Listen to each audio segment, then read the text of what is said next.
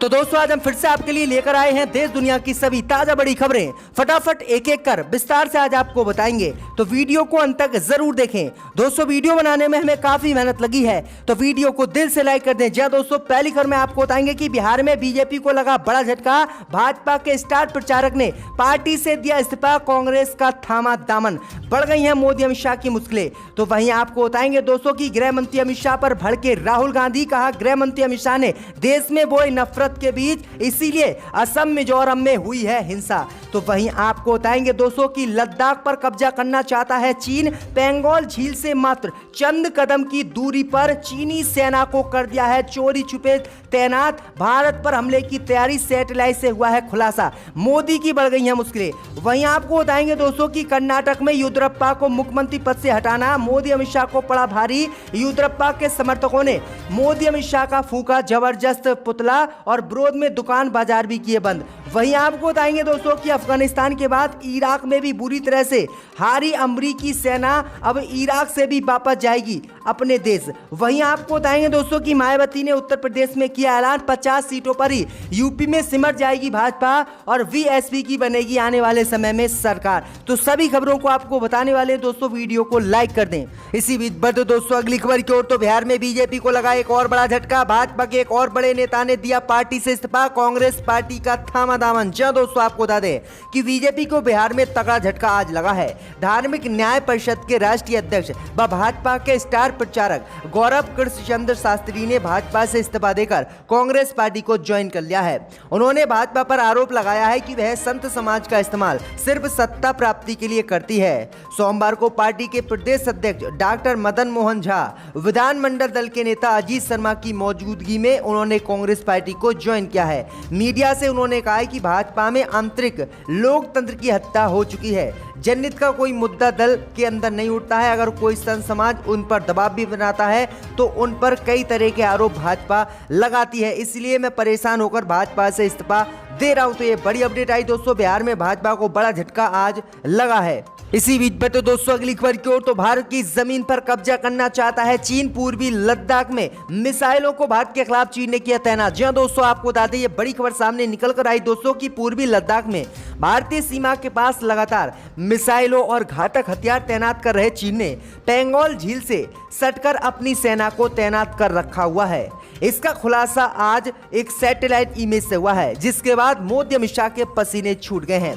दरअसल आपको बता दें कि करीब 6 महीने पहले भारत और चीन के बीच पेंगोल झील के इलाके से सेना को पीछे हटाने और गश्त नहीं लगाने पर सहमति बनी थी।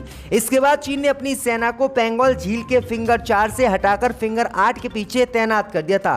ताजा सैटेलाइट तस्वीर में पता चला है कि विवाद वाले बिंदु के ठीक पास चीनी सैनिक मौजूद हैं और यहां पर बड़ी संख्या में वह फाइटर प्लेन, मिसाइलें सहित हथियारों को तैनात कर रहे हैं, जिससे चीन की मंशा साफ दिखती है कि चीन लद्दाख पर कब्जा करना चाहता है और भारत को लगातार धोखा दे रहा है। तो मोदी अमित शाह की मुश्किलें चीन ने एक बार फिर से बढ़ा दी है। इसी बीच बढ़ते दोस्तों अगली खबर की ओर। तो गृह मंत्री अमित शाह पर भड़के राहुल गांधी। कहा गृह मंत्री ने जो देश में नफरत बोई है उसका ही नतीजा है असम मिजोरम विवाद। जी दोस्तों, आपको बता दें कि असम और मिजोरम के बीच भड़के सीमा विवाद को लेकर अब राहुल गांधी गृह मंत्री अमित शाह पर नाराज हो गए हैं। 6 जवानों की शहादत को लेकर राहुल गांधी ने मोदी अमित शाह पर निशाना साधा है।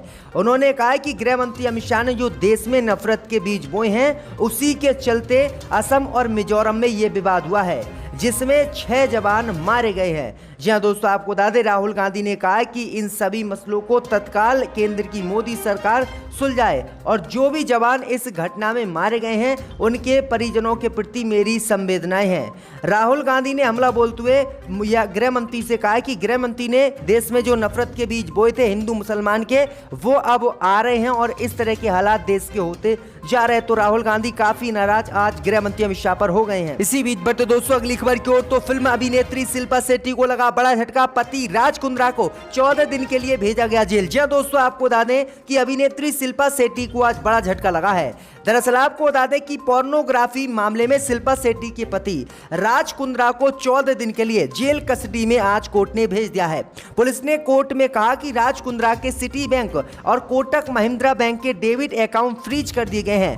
कोटक महिंद्रा बैंक में 1 करोड़ 13 लाख रुपए जमा है। उन्होंने कहा कि इन्होंने काफी अश्लील और बॉन्ड फिल्में बनाई थी, इसी को लेकर इन पर शिकंजा पुलिस ने कसा है और अब 14 दिन की जेल कस्टडी में इनको भेज दिया है। शिल्पा शेट्टी को बड़ा झटका लगा है आज। इसी बीच पर तो दोस्तों अगली खबर की ओर, तो कर्नाटक में मोदी अमित शाह को येदियुरप्पा को मुख्यमंत्री पद से हटाना पड़ा भारी। भाजपा के समर्थकों में निराशा, मोदी अमित शाह का जमकर कर्नाटक में हो रहा है विरोध। जी हां दोस्तों, आपको बता दें ये बड़ी खबर सामने निकल कर आई दोस्तों की केंद्र की मोदी सरकार ने कर्नाटक के मुख्यमंत्री वीएस येदियुरप्पा से मुख्यमंत्री पद छीन लिया है और कर्नाटक के मुख्यमंत्री वीएस येदियुरप्पा ने मुख्यमंत्री पद से इस्तीफा दे दिया है।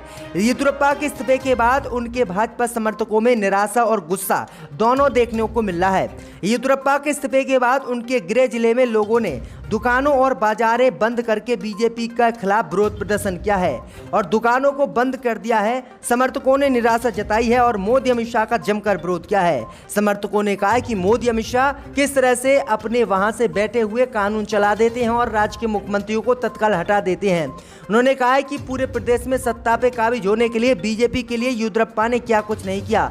साइकिल से उन्होंने प्रचार किया, लेकिन फिर भी मोदी अमित शाह को शर्म नहीं है और उन्होंने आखिरकार येदियुरप्पा को हटा दिया है। तो ये बड़ी अपडेट आ रही है, मोदी अमित शाह की मुश्किलें एक बार फिर से बढ़ गई हैं। इसी बीच पर तो दोस्तों अगली खबर की ओर, तो अफगानिस्तान के बाद अब इराक से भी अमेरिकी सेना होगी वापस, जो बाइडेन ने किया ऐलान। जी हां दोस्तों, आपको बता दें ये बड़ी खबर सामने निकल कर आई दोस्तों कि अफगानिस्तान में बुरी तरह से तालिबानियों से जंग हारने के बाद अमेरिकी सेना अपने देश वापस लौट रही है।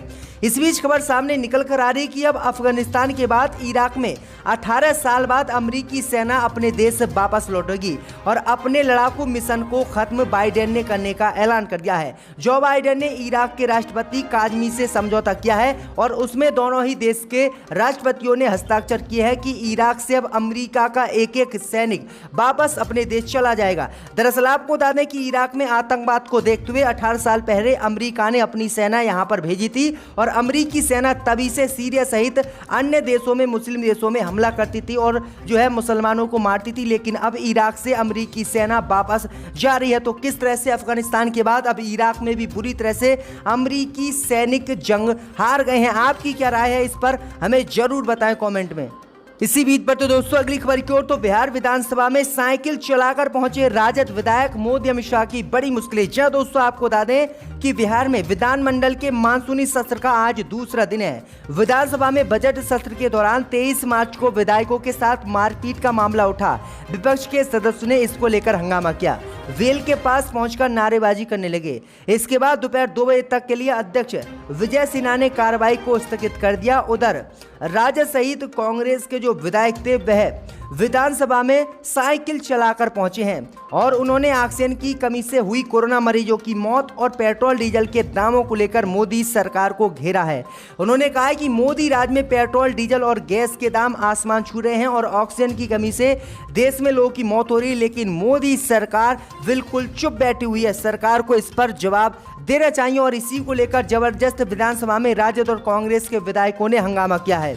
इसी बीच पर तो दोस्तों अगली खबर की ओर, तो यूपी बिहार में 4 दिनों के अंदर होगी जबरदस्त बारिश, उत्तराखंड में रेड अलर्ट हुआ जारी। जी दोस्तों, आपको बता दें कि देश के कई राज्यों में बारिश और वज्रपात के मामले देखने को मिल रहे हैं। पश्चिम बंगाल में जहां बीते कल जोरदार बारिश देखने को मिली, इसी दौरान कई जिलों में वज्रपात के मामले भी देखने को मिल रहे हैं। इस बीच खबर सामने निकल कर आई दोस्तों की मौसम विभाग ने आज एक नया अनुमान जारी किया है। यूपी व बिहार में अगले 2 दिनों में जबरदस्त बारिश होने का ऐलान कर दिया है। मौसम विभाग के अनुमान के अनुसार दिल्ली समेत हरियाणा, राजस्थान के इलाकों में भी 27 जुलाई को बारिश होगी। वहीं बिहार से लेकर मौसम विभाग ने अलर्ट जारी किया है। मौसम विभाग ने कहा है कि यूपी बिहार में अगले 2 दिनों में जबरदस्त बारिश होगी। तो ये बड़ी अपडेट आ रही दोस्तों। इसी बीच पर तो दोस्तों अगली खबर की ओर, तो मायावती ने यूपी में किया ऐलान, 50 सीटों पर सिमट जाएगी भाजपा। जी हां दोस्तों, आपको बता दें कि यूपी विधानसभा चुनाव में ब्रह्मांड वोटरों को साधने की कोशिश में जुटी बहुजन समाज पार्टी लगातार ब्रह्मांड सम्मेलन आयोजित कर रही है।